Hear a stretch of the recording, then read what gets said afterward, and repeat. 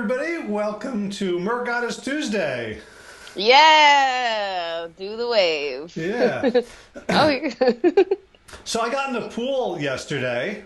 Um, Wow. I was trying to do some laps, but I keep breathing in water. So, which I guess you're not supposed to do. No, you're not supposed to do that. So Mia was like, gave me one of these styrofoam boards, and Mm-hmm. she's just like, use this on your hands and just kick with your legs. And I'm like, okay, that sounds cool. So I was in the middle of the pool when she handed it to me, and I closed my eyes and I grabbed the board and I start kicking as hard as I can for like 4 hours, and then I opened my eyes and I haven't fucking moved. I may have gone backwards. Like, what am I doing wrong? Well, a lot of times when you focus on the downward motion versus the up kick, like Mm. kicking is actually more about like engaging your glutes and really using your Oh, glutes to pull the leg up versus when you oh. push it all the way down, then your thighs and everything, it like literally it's like stopping the water. So that's why you didn't go anywhere. Oh, how cool. Okay, so focus on up, on kicking Up. backwards. Yeah. So basically the knees, like they don't go above the water, but you want to think about bringing your knees as close as the surface as you can versus because when I was swimming, I always would focus on the down kick, and that would be why I wasn't really going. I was using mostly arms, but now that I'm Hmm. focused more on the up, it's easier because it doesn't have to stop and then go, so Oh, good tip. Also, so yeah. should I not be like splashing like people in the whirlpool next door have to wear, need an umbrella? Yeah, no. You don't want to be cuz I mean, the feet can come out a little bit, but it's not like the whole leg coming out. Hmm. Like a lot of times people think they have to do this big kick like this, but it's just a really gentle little Huh. flutter. Flutter. Okay. So, Flutter. so if Mia videotapes me and sends it to you, you can. Yeah, I'll critique it. Awesome. Awesome. Cool. Well, that was Then it. yeah, that was easy. That was everyone's swimming tip for today. What's up for you? Exactly. Well, this week I started, this is my first week of 30 hours of training. So yesterday I swam 9,250 yards, which is, almost maybe close to 6 miles in the pool. But I did basically I'm doing 4,000 in the morning. Then I take a break and then I do push-ups and crunches and then I do a longer set and then I got faster. And so then today I just got back from training with my coach. So basically Mondays, Wednesdays, and Fridays are going to be 2 a day swims, and then Tuesday, Thursday, and Saturdays one swim, but I'm doing weight training Okay. with it. So is this what your top level Olympians who have all the money and support and sponsorship in the world, is this more like what their training week would look like? Like basically Yes. full-time Yeah, job?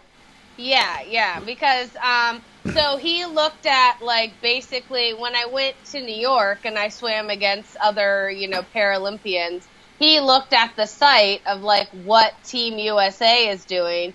They're in the water 8 to 10 times a week. They're doing some type of strength training 8 to 10 times a week. So we decided I was only swimming 6 times a week. But we had to build me up to it. It's not something you could just go in and say, all right, I'm going to start doing 30 hours of training a week. You Hmm. might not, be ready for it. So far I feel really good. I let go of a lot of, Fear and doubt, like, because there's a lot of that comes, like, I feel like it's like I'm like a beginner again, like, like how everyone, when they first start, maybe they're afraid of starting, of what they're gonna get into. So that was like what I had been doing, but I have like all this knowledge now coming into this. So like now it's like, oh my gosh, I have the opportunity of a coach telling me what to do, writing my workouts, getting to go to the pool. I found a pool that's like a mile and a half from my house. So now I'm like walking back and forth from the pool.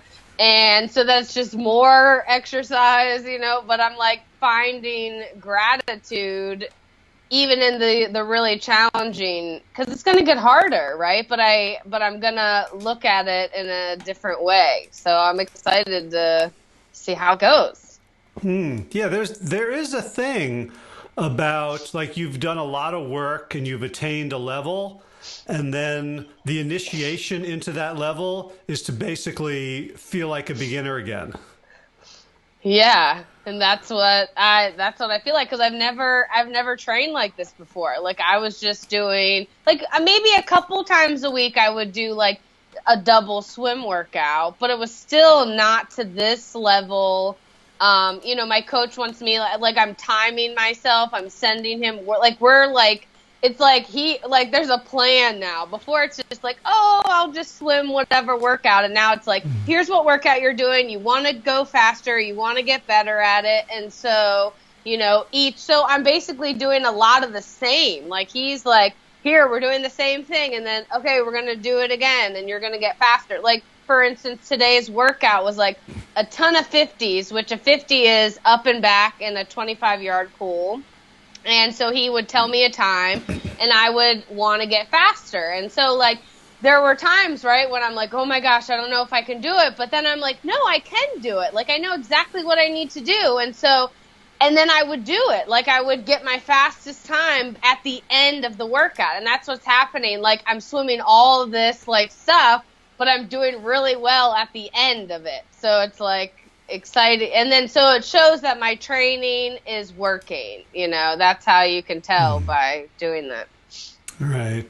And what's coming to mind for me is there's a conversation on the Sick to Fit Facebook group where someone's posting like she's really struggling with breakfasts, and right, her struggles are essentially like she doesn't want to eat these things, but there's no, what's missing is training, right? Like if every day you got up and like, I want to swim 50s faster, or I want to go to the Olympics, and like you were just like ruminating on that, and every day you didn't do it, or you did something else, you'd be like, oh, what's wrong with me?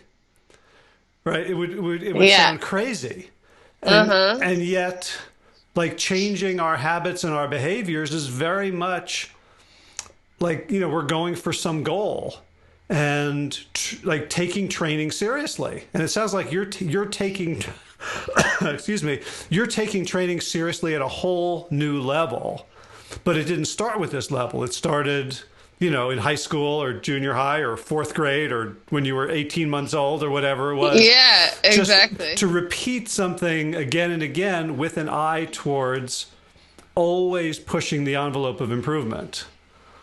Right? Yeah, and just like noticing too, like, if it's a goal that I want, like, why am I sitting here complaining about it? Or why am I, not doing the thing because there's something missing, right? And it's not necessarily missing. It's just that, like, what can you do that's going to then lead you to that? And it's just like just getting up and doing the thing. Like, if it's breakfast, then get up and do the breakfast and see how that is created into something new. And then maybe that spurs you off into walking, to the mailbox or, whatever. Like, it just essentially, like, whatever it is that you want, like, if you just start doing something, then it just manifests into how it's supposed to be. Like, I didn't know I was going to have a coach. I didn't know what it would take, but I've had this goal, and I just put one step in front of the other, even when the obstacles get hard, and they're still going to get hard. But now I know that I am going to expect that, and I can look forward to growing and changing and seeing what my body can do under these circumstances. Right. But the other thing is that training is always a positive, as opposed to, like, you can't train yourself to not eat you can't train yourself to not have toast for breakfast. Right? Yeah. You can only train yourself to do something. So when I told you that I was kicking and not moving, you didn't say, well, stop pushing down.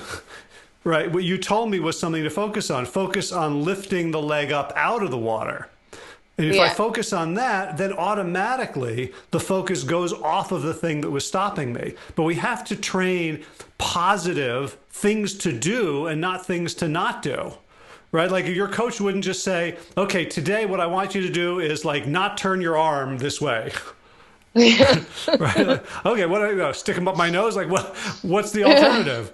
Right? So when someone's so that's where I want to get clarity. Like, okay, I'm not happy with the quality of my breakfasts. So what would a quality breakfast look like? What are some options for that? And then let's do experiments to move in that direction rather than focusing on, I'm eating bad food. Exactly. And it just, because you're just creating more of that scenario because that's what you're focusing on. If you focus on the bigger picture of, like, ooh, this is what I would love to do, then you just naturally, all of a sudden, like, just things and just, like, ideas just come in your mind, like, oh, I could do, like, this really great oatmeal today, or, like, you just never know, because now that you have this clarity coming through, it just allows for you to have so many other options. Right on. So I got to run. This was going to be a short one. I did want to give you the opportunity to be the first person to refer to me as Your Highness. Because I'm going to the dentist. I'm getting a crown. Nice. So as Your Highness, I'll do a curtsy. Very good. As of 4:30 this afternoon, I will officially be royalty. Nice. So congratulations. Thank you. Great. I'm very excited. It's cheaper than I thought it was going to be. I figured, like half of my kingdom, or like. But no, just put it on the credit card, and I'm ready to go. Yeah, I'm nobility now. Nice. We'll have lots of fun, and this was fun. Yep. Until the next wave. Next wave. Thanks, Sarah. See ya. Bye. Bye.